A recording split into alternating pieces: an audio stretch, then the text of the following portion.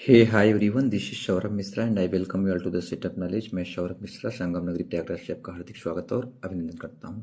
अगर आप BLT grade mains के फॉर्म को लेकर परेशान हैं, कैसे भरें, कहां भरें, कैसे क्या करें, डॉक्यूमेंट क्या लगेगा, तो ये वीडियो बिल्कुल आपके लिए स्टेप वाइज पूरा लाइव बताएंगे कैसे खुद से भर सकते हैं, खुद के फ़ोन से भर सकते हैं, कहीं जाने की ज़रूरत नहीं है।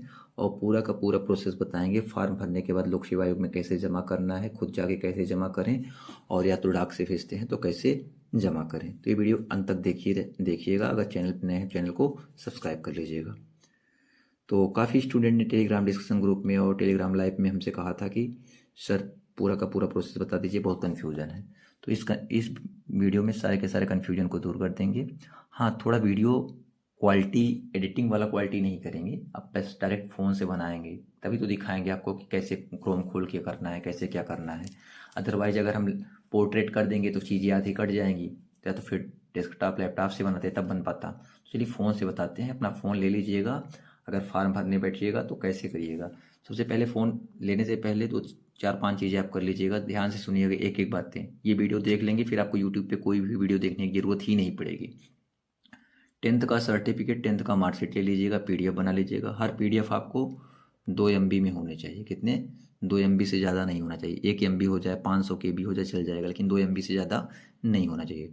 10th का मार्कशीट, 10th का सर्टिफिकेट। अगर आप 2012 और पास करें हुए 2012, 13, 14, 15 में, तो मार्कशीट सर्टिफिकेट दोनों एक साथ आता है तब से। और 2010 वालों का अलग आया था 10th का।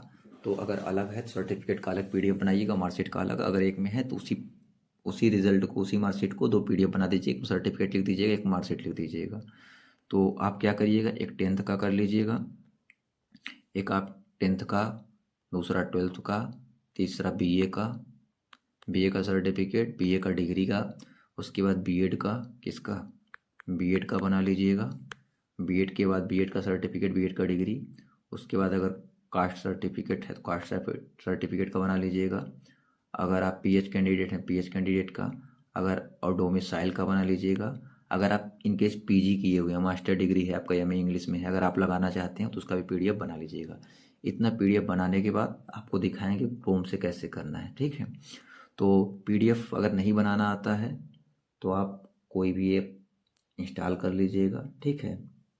किसी भी ऐप से आप बना सकते हैं, वर्ड आप WPS ऑफिस वगैरह से, किसी से भी बना सकते हैं, वेब एडिटर, जिससे आपको इच्छा हो। अगर वो नहीं आता है तो बताइएगा, उसको भी बता देंगे। टेलीग्राम डिस्कशन ग्रुप में ऑलरेडी चीज़ें बता चुका हूँ। तो चलिए क्रोम को खोलते हैं, फिर क्रोम को बताते हैं कैसे क्रोम से करना है। तो देखिए आपको ये मेरा स्क्रीन दिख रहा होगा, फ़ोन आपका भी स्क्रीन ऐसे होगा। हम ये हमारे यहाँ देखिए क्रोम है, क्रोम पे हमने क्लिक कर दिया। और क्रोम पे क्लिक करके UPPSC.NIC.in पे .in, इसको करने के बाद हमने सर्च कर दिया। एक सेकेंड रुक जाइए, ज़रा खुल नहीं रहा है। ये देखिए आ गया ऊपर वाला ये। तो हम ऑलरेडी खोले थे। गो टू होम पेज पे क्लिक करेंगे, यहाँ खुल जाएगा। नीचे आएंगे, जैसे आप नीचे आएंगे यहाँ पे रिक्रूटमेंट डैशबोर्ड है, इसी में सब दिया गया है। ज़रा इंग्लिश है, जो भी आपका सब्जेक्ट हो, संस्कृत वाला है संस्कृत, इंग्लिश। देखिए फर्स्ट नंबर पे इंग्लिश दिख रहा है, तो इस पर हम क्या करेंगे, उसी पे क्लिक कर। सेकंड पे आपका दिख रहा है कॉमर्स वगैरह, संस्कृत वगैरह वालों का, तो पहले वाले पे हम क्या करेंगे, क्लिक करेंगे। आने दीजिए, वो चला गया ऊपर, ये आ गया, इस पर हमने क्लिक कर दिया। इस पर क्या किया, क्लिक। अब यहाँ पे OTR नंबर मांग रहा है, यहाँ पे OTR एंटर करके और प्रोसीड कर देंगे। OTR एंटर करके क्या कर देंगे, प्रोसीड कर देंगे। जैसे आप प्रोसीड करेंगे, ऑथेंटिकेट, थोड़ी आवाज़ इंटरप्ट हो सकती है क्योंकि वीडियो पॉज करके बताना पड़ेगा बीच बीच में, तो आप मैनेज करिएगा। आवाज़ अपना वॉल्यूम बढ़ा लीजिएगा और रेजोल्यूशन आप कर लीजिएगा, 5G होगा, बढ़िया से कर लीजिएगा। यहाँ पे चाहे थ्रो पासवर्ड करें, चाहे थ्रो OTP करें। तो हमें पासवर्ड पता है तो हम पासवर्ड से करेंगे। अगर आप चाहें तो फॉरगॉट पासवर्ड कर सकते हैं। अगर पासवर्ड से नहीं करना चाहते हैं तो यहाँ पे क्लिक कर दीजिएगा, तो आपको OTP का ऑप्शन आ जाएगा, तो आप OTP के थ्रू भी कर सकते हैं। तो पासवर्ड, हमने पासवर्ड इंटर करके यहाँ पे प्रोसीड कर देंगे। जैसे ही इंटर करके प्रोसीड करेंगे तो ऐसे ही खुल करके आपका प्रोफाइल खुल जाएगा। दिखाते हैं कैसे। आपका ऐसे प्रोफाइल खुल जाएगा। आवाज़ बार बार घटेगा बढ़ेगा, कोई दिक्कत नहीं है, आप मैनेज करिएगा, ठीक है। तो यहाँ पे जितने भी आप फार्म फिल किए हैं, लोक सेवा आयोग के PCS वगैरह जो भी किए होंगे, आपका फार्म यहाँ पे दिखना शुरू हो जाएगा। ऊपर आपका यहाँ पे कॉर्नर पे आपका फ़ोटो दिखेगा। फिर यहाँ पे क्या करना है आपको, देखिएगा असिस्टेंट टीचर इन इंग्लिश। अगर आपका होम साइंस है तो होम साइंस वाला ओपन करिएगा, ओपन। अगर आप संस्कृत हैं संस्कृत ओपन करिएगा, कॉमर्स से कॉमर्स, जो भी आपका सब्जेक्ट हो। फिर यहाँ पे राइट साइड में जाएंगे, यहाँ पे देखिए एक चीज़ आपको दिखा दे रहे हैं। यहाँ पे देखिए ये दिया है व्यू फीस डिटेल्स दिया है, उसके और राइट साइड में जाएंगे चेक स्टेटस लिखा रहेगा, चेक स्टेटस, उस पर क्या करेंगे क्लिक। तो देखिए राइट साइड में फ़ोन में पूरा विजिबल नहीं हो पा रहा है, स्विचेस दिखा रहे हैं। जैसे इस पर क्लिक करेंगे चेक लेटेस्ट स्टेटस पे, वैसे ही आपका खुल जाएगा प्रोसीड फॉर, वैसे ही आपकी ये चीज़ें आ जाएंगी यहाँ पे आपका, वैसे ही आपकी ये चीज़ें आ जाएंगी। यहाँ पे आपका नाम दिया रहेगा, application ID, name of candidate, OTR, application ID, name of candidate, father's name दिया रहेगा या हस्बैंड नेम जो भी होगा, date of birth male female दिया रहेगा। यहाँ पे दिया रहेगा प्रोसीड फॉर फी डिपोजिशन। तो हम क्या करेंगे, ये जो दिख रहा है आपको प्रोसीड फॉर फी डिपोजिशन, इस पर क्लिक करेंगे। एक चीज़ का ध्यान रखिएगा, यूपीआई से पेमेंट मत करिएगा। अगर यूपीआई से पेमेंट करते हैं तो आपका पैसा फंस जाएगा, फिर आप दिक्कत में हो जाएंगे। आप कोशिश करिएगा डेबिट कार्ड से करिएगा। चलिए दिखाते हैं। ये मैंने उस पर क्लिक किया, हमारे सामने ये ऑप्शन आ गया SBI net banking, other bank net banking, SBI debit card, other bank debit card. तो हम एसबीआई डेबिट कार्ड पे क्लिक किए। क्या किया, हम एसबीआई डेबिट कार्ड पे हमने क्लिक किया। जैसे ही एसबीआई डेबिट, अदर बैंक हो तो आप अदर बैंक से कर सकते हैं। मान लीजिए हमारे पास एसबीआई है तो हम एसबीआई पे क्लिक करेंगे तो फिर पेमेंट का ऑप्शन आएगा, आप डालिएगा, उस पर क्लिक करिएगा। अगर डेबिट कार्ड से करते हैं तो अपना अपना नाम डालिएगा, जो कार्ड पे नाम लिखा हो, कार्ड नंबर डालिएगा। तो जैसे आप पेमेंट कर लेंगे आपका ये खुल जाएगा कन्वेंशनल फॉर्म एंड डिटेल्स। यहाँ पे आपको ओटीआर नंबर है, ये सारी चीज़ें आपकी, डेट ऑफ बर्थ, ये सारी चीज़ें आपकी डिटेल दिखाई देंगी। उसके बाद क्या करेंगे, आप नीचे आएंगे। जब नीचे आएंगे तो आपको इतने स्टेप फॉलो करने हैं, पर्सनल डिटेल, एकेडमिक डिटेल और special academic details, experience detail और प्रेफरेंस सीट और अदर डिटेल और फाइनल सबमिट। 1 2 3 4 5 6 7 स्टेप को आपको फॉलो करना है। एक एक स्टेप आराम से समझाएं, कोई दिक्कत नहीं रहेगा, बस आप आराम से तसल्ली के साथ देखिएगा। जैसे यहाँ पे हिंदी में नाम लिखना है। अगर मेरा नाम सौरभ है तो मैं क्या करूँगा, यहाँ पे हिंदी में टाइपिंग करूँगा फ़ोन से अपना, और फ़ोन डेस्कटॉप मोड में कर लीजिएगा, डेस्कटॉप मोड में कर लीजिएगा। ठीक है, डेस्कटॉप मोड आप 3 डॉट पे क्लिक करेंगे, हमने ऑलरेडी डेस्कटॉप मोड में किया हुआ है। तो सौरभ यहाँ पे लिख देंगे। ठीक है, अगर मिश्रा, जैसे मान लीजिए मेरा नाम सौरभ मिश्रा है तो सौरभ फिर स्पेस दे देंगे, फिर मिश्रा लिखेंगे। ठीक है ना, तो इस तरीके से आपको भरना है। बाकी फिर यहाँ पे फ़ोन नंबर भरना है। फ़ोन नंबर वो देना है जो आपके ओटीआर में है, मोस्टली वो करिएगा। आपका फादर्स नेम यहाँ ऑलरेडी शो करेगा, मदर्स का नेम डाल दीजिएगा यहाँ पे। यहाँ पे फादर का ऑक्यूपेशन और मदर का ऑक्यूपेशन भरना है।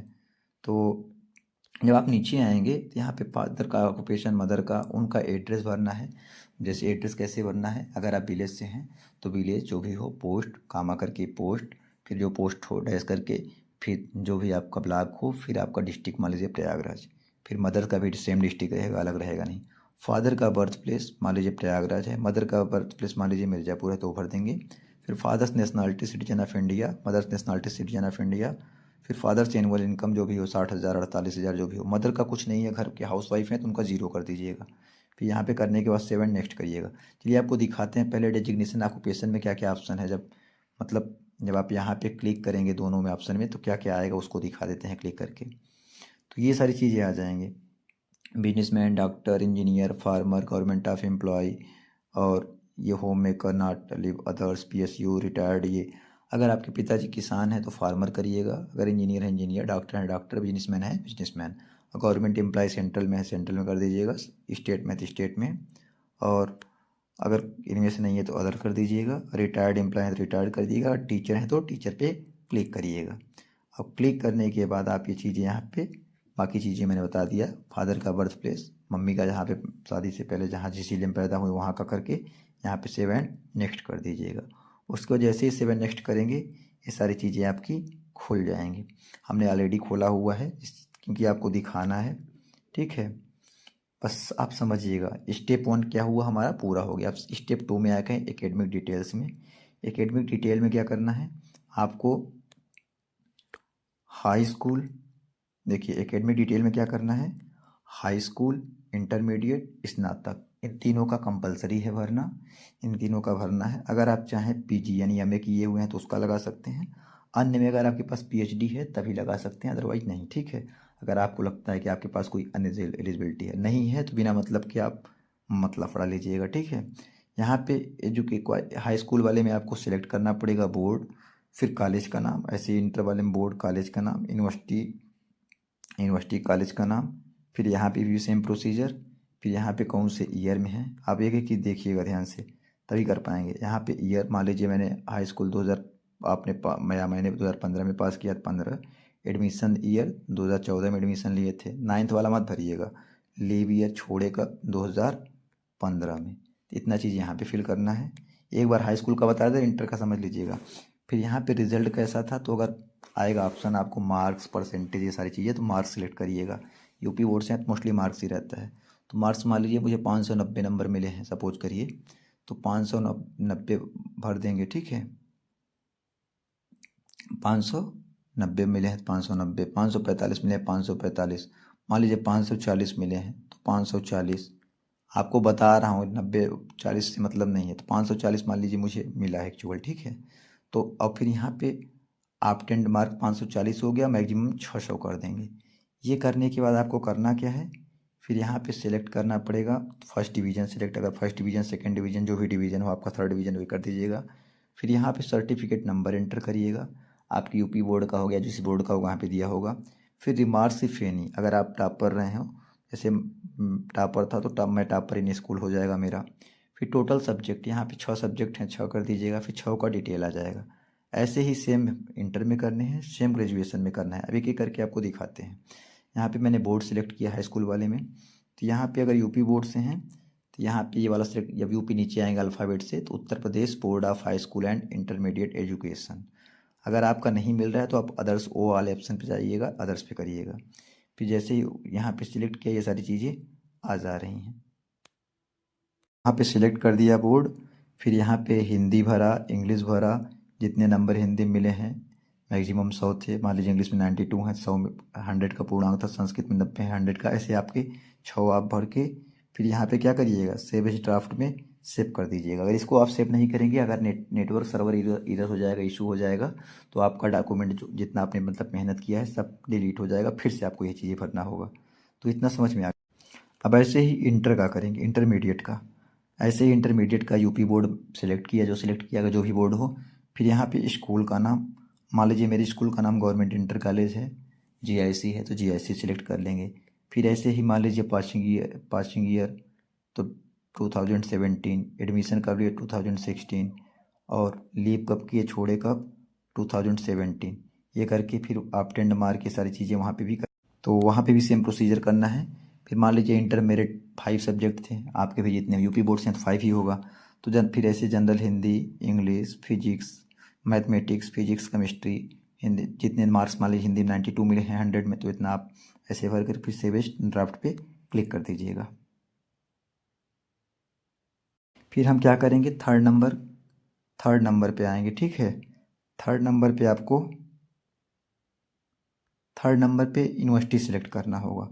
यूनिवर्सिटी सिलेक्ट करने के लिए यहाँ पे क्लिक करेंगे तो कैसे आता है, तो ये देखिए ढेर सारी चीज़ें यहाँ पे ऐसे ही यूनिवर्सिटी में दिखानी शुरू हो जाएंगी। दुनिया भर का यूनिवर्सिटी रहेगा। तो मान लीजिए यूनिवर्सिटी, हमारा यूनिवर्सिटी ऑफ इलाहाबाद है सपोज करिए, तो हम क्या करेंगे, यूनिवर्सिटी ऑफ इलाहाबाद सेलेक्ट किए, यूनिवर्सिटी ऑफ इलाहाबाद क्लिक किया। उसके बाद कॉलेज का नाम है, तो अगर हमने कैंपस से पढ़ाई किया है तो यूनिवर्सिटी ऑफ इलाहाबाद लिखना है और कुछ नहीं लिखना है। अगर आपने शाखा से पढ़ा है, एडीसी, सीएमपी, ईश्वर, तो उसका करिएगा।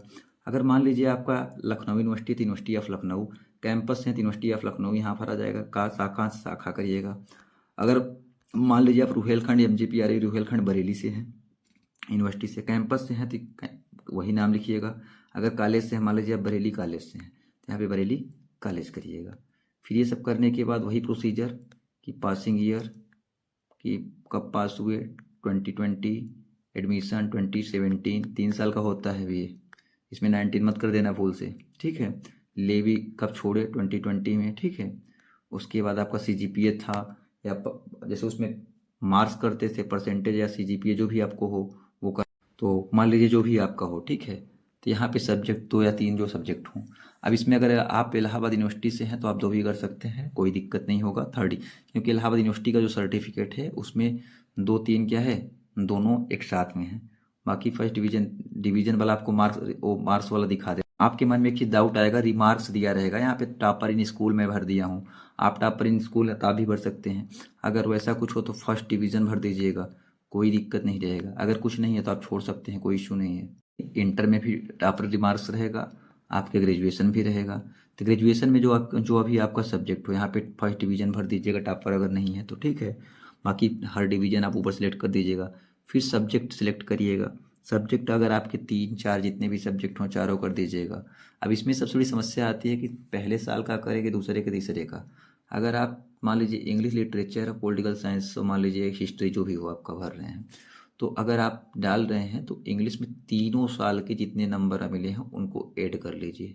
मान लीजिए 200 प्लस 200 प्लस 200, तो इंग्लिश में 600 हो गए। पॉलिटिकल साइंस में मान लीजिए 250, 200, 200, तो 650 हो गए। ऐसे ही थर्ड सब्जेक्ट जो होगा तीनों भरते हैं, फिर तीनों को ऐड कर दीजिएगा। यहाँ पे जितने भी आप 10 मार्क में बराबर आने चाहिए, जो थर्ड ईयर वाला है, तीनों मिला करके, तो वही आपका मान्य होगा। अगर आप इलाहाबाद यूनिवर्सिटी से हैं तो आपको 2 भर देंगे फिर भी कोई इशू नहीं होगा, क्योंकि उसमें क्या होता है, जब आप रिजल्ट अपलोड करेंगे तो उसमें first year, second year, third year तीनों का लिखा है। थर्ड ईयर में सिर्फ 2 सब्जेक्ट शो होता है, तो उसमें कोई इशू नहीं है। बाकी अगर आप 3 सब्जेक्ट यहाँ पे भरते हैं तो तीनों का सब्जेक्ट वाइज तीनों ईयर का अपने से पेन से या कैलकुलेटर से ऐड करके यहाँ पे मैक्सिमम मार्क तीनों साल का पूर्णांक ऐड करके और आप 10 मार्क डाल दीजिएगा। उसके बाद सेव एज ड्राफ्ट पे सेव कर दीजिएगा। फिर जैसे सेव एज ड्राफ्ट पे सेव करते हैं, फिर आगे नीचे रहेगा सेव एंड नेक्स्ट। तो सेव एंड नेक्स्ट पे क्लिक करते हैं तो ये चीज़ें खुल जाती हैं आपकी। क्या खुल जाती हैं ये, क्योंकि सेकंड आपका जो शैक्षणिक वाला था वो पूरा हो गया। अब बचा क्या, स्पेशल एकेडमिक डिटेल्स। बहुत से स्टूडेंट को इसमें समस्याएं होती हैं कि इसमें क्या भरा जाएगा। तो इसमें आपको दिया है भारत में विधि द्वारा स्थापित किसी विश्वविद्यालय या मानित विश्वविद्यालय संस्था से अंग्रेजी साहित्य के साथ स्नातक की उपाधि, नंबर 1। दूसरा दिया है भारत में एनसीटी द्वारा मान्यता प्राप्त कोर्स में शिक्षा स्नातक बीएड की उपाधि। इसमें आपको बीएड भरना है। बहुत से बच्चों का कन्फ्यूजन है कि बीएड भरें कि क्या भरें। इसमें आपको यस करना है। क्या करना है, यस करना है। क्या करना है, यस। जब आप यस करेंगे फिर यहाँ पे फिर बीएड का डिटेल आ जाएगा भरने के लिए। फिर यहाँ पे यूनिवर्सिटी सिलेक्ट करिएगा। अगर आपका यूनिवर्सिटी आ रहा है ठीक है, नहीं तो अल्फ़ाबेट ओ पे जाइएगा, अदर डाल दीजिएगा, ठीक है। फिर यहाँ पे कॉलेज नाम जो भी यूनिवर्सिटी से आप किए हों, तो देखिए ऐसा ही हो जाएगा। आप यहाँ पे इलाहाबाद स्टेट यूनिवर्सिटी करिएगा। रज्जू भैया दिखा नहीं रहा है, वो दिखा रहा है, क्या नाम है आपका, सिविल लाइन वाला। पहले सिविल लाइन था ना पुरानी बिल्डिंग। फिर यहाँ पे ये करने के बाद आप यहाँ पे पासिंग ईयर डालिएगा। मान लीजिए बीएड आपने 2024 में पास किया है तो 2024 करिएगा। फिर एडमिशन कब लिया है यहाँ पे, 2022। फिर लिविंग ईयर भी यहाँ पे 2024 हो जाएगा। उसके बाद क्या करना है, आपका रिजल्ट सिस्टम क्या था, जैसे अभी तक यहाँ मार्क्स सिलेक्ट करते थे या परसेंटेज, इस बार यहाँ पे सीजीपीए सिलेक्ट करेंगे। फिर यहाँ पे ऑप्टेंड सीजीपीए, जितने सीजीपीए आपको मिले हैं, मान लीजिए आपको 8.5 सीजीपीए मिले हैं तो 8.5 सीजीपीए सिलेक्ट कर दीजिएगा। और मैक्सिमम कितने हैं तो मैक्सिमम कर दीजिएगा 10। फिर यहाँ पे परसेंटेज इसमें आपको भरना होगा, इसमें खुद से नहीं आएगा। इसलिए नहीं आएगा क्योंकि रज्जू भैया वालों का जो सीजीपीए का सिस्टम है अलग है, और जगह 9.5 से मल्टीप्लाई होता है, यहाँ 10 से होता है, तो इस वजह से यहाँ पे परसेंटेज आपको भरना है। उसके बाद यहाँ आएंगे, जैसे अभी हाई स्कूल इंटर में था ऐसे यहाँ भी रहेगा। डिवीज़न अगर फर्स्ट है तो फर्स्ट डिवीज़न सिलेक्ट करिएगा। अगर जो सेकंड है, सेकंड यहाँ पे क्लिक कर दीजिएगा, आ जाएगा। उसके बाद जब आपका डिवीज़न सिलेक्ट हो जाएगा, फर्स्ट डिवीज़न हो जाएगा, फिर यहाँ पे आपको रिमार्क आएगा। रिमार्क आप फर्स्ट डिवीज़न लिख सकते हैं। फिर इसमें बीएड का सब्जेक्ट आएगा। तो बीएड में ढेर सारे सब्जेक्ट होते हैं, ढेर सारे सब्जेक्ट इतने होते हैं, आप लिखते रह जाएंगे, 4-5 सब्जेक्ट लिखते रह जाएंगे, थक जाएंगे, कैसे लिखेंगे, इतना कॉलम भी नहीं है। यहाँ पे आप एजुकेशन लिख दीजिएगा। क्या लिख दीजिएगा, एजुकेशन। बीएड का मतलब ही आप एजुकेशन पढ़ते हैं, तो यहाँ पे आप एजुकेशन लिख दीजिएगा। और ये सब लिखने के बाद क्या करिएगा, जैसे ही इतना लिखा, उतना लिखने के बाद सेव एंड नेक्स्ट पे आप क्या करिए, क्लिक कर दीजिएगा। जैसे ही सेव एंड नेक्स्ट पे क्लिक करेंगे आपको ये चीज़ें दिख जाएंगी। ये इसका मतलब इसके पहले एक चीज़, जैसे आप सेव नेक्स्ट पे क्लिक करेंगे तो आपको दिखेगा आपका ये कॉलम पूरा हो गया। फिर आपको दिखेगा एक्सपीरियंस वाला। तो चलिए एक्सपीरियंस वाला दिखा देते हैं आपको। फिर जब मैंने वहाँ पे सेव एंड नेक्स्ट कर दिया तो फिर यहाँ पे क्या खुल गया, यहाँ पे एक्सपीरियंस विवरण खुल गया। एक्सपीरियंस विवरण में अगर आपने कहीं ड्यूटी किया है, नौकरी किया है या एनओसी लिया हुआ है तो आपको डेजिग्नेशन पोस्ट भरना पड़ेगा। फिर पे स्केल, कितने पे स्केल की नौकरी है, ग्रेड पे कितना था, फिर नेम ऑफ द ऑर्गेनाइजेशन, किस संस्था में काम किए हैं, ड्यूरेशन मतलब कब से किए हैं, और यहाँ पे आपको फिल करना है कितने टाइम तक आपने किया है। फिर वर्क प्लेस, अगर बिहार में टीचर है बिहार, एमआरएस जहाँ पे जिस जगह पे हों, फिर किस वजह से आप नौकरी को छोड़ रहे हैं, रीज़न फॉर लीविंग ये करना होगा। फिर यहाँ पे आपको रीज़न ऐड देना होगा। अगर आपने एनओसी वनोसी नहीं है, आप नॉर्मल हैं, कुछ नौकरी नहीं कर रहे हैं, अभी नौकरी की तलाश में हैं, तो यहाँ पे सीधा आपको दिख रहा होगा स्कीप इफ़ नॉट अवेलेबल। तो आप सेव एंड नेक्स्ट मत करिएगा, स्कीप कर दीजिएगा। जैसे ही आप स्कीप करेंगे, तो आप यहाँ से आगे बढ़ जाएंगे। फिर आप आगे बढ़ने के बाद आपको प्रेफरेंस वाला खुल जाएगा। तो ये प्रेफरेंस वाला खुलेगा। यहाँ पे लिखा है अध्यापक प्रशिक्षित स्नातक, मान लीजिए इंग्लिश सब्जेक्ट है, ठीक है, तो आप महिला पुरुष दिया गया है। तो अगर आप जिस सब्जेक्ट में है, अभी तो इंग्लिश सब्जेक्ट दिया नहीं, उस पर यहाँ पे क्लिक करिएगा। क्लिक करने के बाद सेव कर दीजिएगा। जैसे ही सेव करेंगे तो आगे बढ़ जाएंगे। फिर ये आ जाएगा। यहाँ पे देखिए सेव करने के बाद क्या दिखाने लगा, सहायक दिखाने लगा यहाँ पे चीज़ें, ठीक है। तो अंग्रेजी दिया है तो अंग्रेजी विषय प्लस बीएड होना चाहिए। तो 01 अधिमानी एनसीसीबी सर्टिफिकेट वगैरह नहीं है तो कोई दिक्कत नहीं है। तो यहाँ पे सिर्फ एक कॉलम है तो 01 दिखेगा। फिर यहाँ पे हम क्या कर देंगे, सेव कर देंगे। जैसे ही यहाँ पे सेव कर देंगे फिर हमारा अदर डिटेल खुल जाएगा। अदर्स डिटेल में आपसे क्या मांगेगा, आपकी पहचान वाले किसी 2 लोग का, उनका नाम, उनका पता, उनका मोबाइल नंबर, उनका ईमेल आईडी, इतना आपको सबमिट करना है। वो आपके परिवार वाले या रिश्तेदार परिवार वाले न रहें, ठीक है, मतलब फैमिली का कोई न हो। आप अपने दोस्त यार सखी सहेली जिसका चाहे उसका भर सकते हैं, उसको भी दिखा देते हैं। फिर आपको ऐसा खुलेगा। फिर यहाँ पे देखिए ये अन्य विवरण वाला खुल गया, पोर्शन 6 स्टेप खुल गया है। इसमें दिया है names and address of two reference who know you, जो आपको जानते हैं। तो आप अपने किसी दोस्त का भर दीजिएगा। मान लीजिए अपने दोस्त का यहाँ नाम भरिएगा पहले में, फिर उसका एड्रेस भर दीजिएगा जो एड्रेस हो, फिर उसका मोबाइल नंबर, उसका ईमेल आईडी, ये कंपलसरी है, भरना ही पड़ेगा। फिर सेकंड दोस्त सखी सहेली जो भी हो आपकी या आपका, उसका नेम भरिएगा, उसका एड्रेस भरिएगा, उसका मोबाइल नंबर, उसका ईमेल आईडी। इतना करने के बाद आप नीचे आएंगे। अगर आप अनमैरिड हैं तो आपको ऐसा दिखेगा। अगर आप शादीशुदा हैं तो यहाँ मैरिड का ऑप्शन दिखेगा। लिखा रहेगा आपके पास क्या एक से अधिक पत्नियां हैं, तो नो कर दीजिएगा, एक से अधिक पत्नियां नहीं हैं, ठीक है। और अगर महिला वुमेन है तो उनके लिए भी दिखेगा ये चीज़ें कि आप शादीशुदा हैं चीज़ें। तो मतलब आप तो यस कर नो कर दीजिए, यस कर दीजिएगा। बाकी इसमें नो ही मोस्टली होगा। अगर आप नहीं हैं तो ये करिएगा।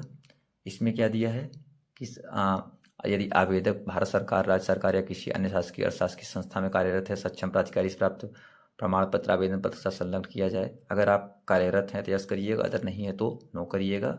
बाकी नीचे सब में नो करना है। क्या आप कभी न्यायालय द्वारा अपराधी तो है नहीं, तो नो सेलेक्ट करिएगा, यहाँ भी नो करिएगा। और शासकीय अशासकीय सेवा यानी स्थिति में यदि कोई सतर्क जांच प्रारंभ की गई है तो प्रचलित आप जांच तो हुआ नहीं है, नो करिएगा, यहाँ भी नो करिएगा। फिर सेव एंड नेक्स्ट पे क्या करिएगा, क्लिक कर दीजिएगा। जैसे ही सेव एंड नेक्स्ट पे क्लिक करेंगे फिर आपको क्या दिखेगा, आपको ये आ जाएगा सबमिट के लिए। तो आपका दिया रहेगा आपका नाम दिया रहेगा, आपके पिताजी का नाम दिया रहेगा। फिर यहाँ पे चेक बॉक्स में यस सेलेक्ट करिएगा। फिर जब यस करेंगे तो प्रीव्यू फार्म दिखेगा। तो आपका पूरा फार्म आपके सामने खुल जाएगा। अगर आपको लगता है कुछ कमियां हैं, कुछ गलतियां हैं, तो मॉडिफाई कर दीजिएगा, दोबारा से सही कर सकते हैं, कोई दिक्कत नहीं होगा। तब सबमिट मत करिएगा। अगर आपको लगता है सब सही है तो सबमिट पे क्लिक कर दीजिएगा। जैसे ही सबमिट पे क्लिक करेंगे कन्वेंशनल प्रिंट खुल जाएगा। उसमें आपसे क्या मांगेगा, जितना आपने कहा है 10th certificate marksheet, 12th certificate marksheet, BA certificate, BA मतलब मार्कशीट, बीए डिग्री, आपका बीएड सर्टिफिकेट, बीएड डिग्री। अगर बीएड डिग्री नहीं है तो कोई दिक्कत नहीं, ऑप्शनल है। लेकिन बीए का लगा दीजिएगा। जो चीज़ें ऑप्शनल है उनको नहीं लगाते हैं तो भी दिक्कत नहीं होगा। अगर कास्ट सर्टिफिकेट से हैं तो कास्ट भी ऑप्शनल दिखेगा, लेकिन कास्ट सर्टिफिकेट आपको लगाना है। ईडब्ल्यूएस वाले हैं तो ईडब्ल्यूएस लगाना ही पड़ेगा, ओबीसी हैं तो लगाना पड़ेगा, एससी एसटी हैं तो लगाना पड़ेगा। पीएच कोटा अगर किसी में छूट लेते हैं, एनसीसीबी सर्टिफिकेट वगैरह, ये सब चीज़ें आपको लगानी होंगी। ठीक है, ये सारी चीज़ें आपको लगानी होंगी। चलिए दिखा देते हैं। देखिए ये सारी चीज़ें खुल जाएंगी सबमिट वाले में। ठीक है,